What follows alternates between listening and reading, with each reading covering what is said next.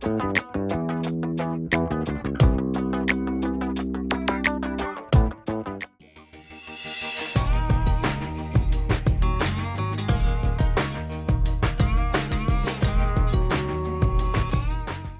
Gay Talese, I have 41 years old.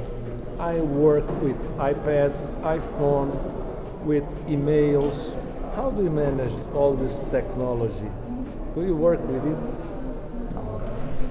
I work now at 80 years of age as I did when I was 20. In 60 years I haven't changed. What I do is I go to the place or I talk to the person I want to talk to. I don't make notes right away, I just listen. When you don't rely on technology, for example, if you don't use a tape recorder, you remember better because when tape recording became popular in the 1960s, a long time ago, I realized that people were relying on the tape recorder to get verbatim expression. And they weren't paying that much attention because they didn't have to. Well, I have it all here on tape. And that's not what I wanted. I didn't want the first thing that came out of somebody's mouth, even though it's word for word what they said.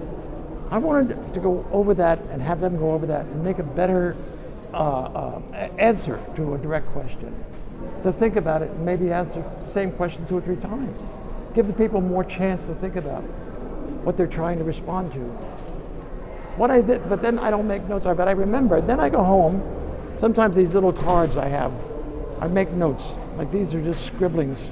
Okay. It's shirtboard. You know shirtboard? Okay. And I cut this up, just cut with put it in my pocket. I have a pen, and then I make little notes. Then I go back to my house later that night. I get a typewriter, and I write what I saw that day. Everything you remember? Everything I remember. What the person wore, blue tie, black tie. He had a hair shaped like this. It's not really a text. No, it's like a remembrance of the day, one day. Second day, I do it again. Third day, I do it again. I just it's kind of like a journal. It's like a diary, okay. But it's involving other people. Then when I finally get this done, then I start to write. I start writing with a pencil on a piece of yellow line pad. Then I write and I write and I write, and I do the first sentence maybe 2 or 3 times, 4 times, 10 times. It's what it is. It's a slow process, but I think for me at least, I get to the point where what I've done, since I do it so many times, I say to myself, this is as good as it's going to get. This is as good as I can be. I can't do any better. If I did it 50 more times, it's not going to be any better. But I come to that decision after I really try to rewrite the same sentence, the same sentence, the same sentence. So I think I have every word the way I want it. It's a slow process, but it's what I worked for 60 years this way. Wow, so your books like The Kingdom and the Power, yeah. Honor Thy Father or Thy Neighbor's Wife, yeah, all the same. They are all right in longhand. But later on, I do use a typewriter. And in recent years, I have an old computer. It's like a typewriter. It's like 15 years old, 20 years old. It's like an antique. But I only type. But what I like about the computer that's better than the typewriter is I can change a word easily. Yeah. It used to be when I was typing, if I made a mistake on the page, a typing error, I typed the whole page all over. But sometimes when I type the whole page all over, because I don't want a mistake, you make it better. I make it better. Yeah. It's the first time you were in Brazil, Mr. Talese? The third time. Third time? What kind of things you read about Brazil in the American newspaper? Well, now you're reading very good things. Yeah.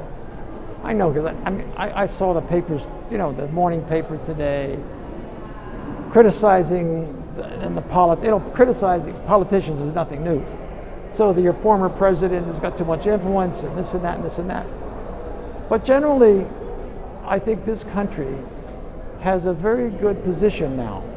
It seems to me that the economy, in this time when the world is shaking from insecurity, seems like things are pretty good. I mean, you don't have any. You might have quarrels with the politicians and accusations and all this. That's always true everywhere in the world. But I think basically people are living a pretty good life here. The young people I see around campuses or in the streets, they seem well dressed. They seem happy. They go out at night. Restaurants are doing good business. yeah, the damn place has got too many automobiles. There are too many automobiles, too much traffic. But that also means that people have enough money for gas. You know, if you had empty streets, that means people can't buy cars, they can't support a car. The fact that it's inconvenient for me to wait for 2 hours to get from one part of town to the other because there's too many cars, it also means it's a good sign. Do you follow me? I see. Okay. Thank you. Thank you.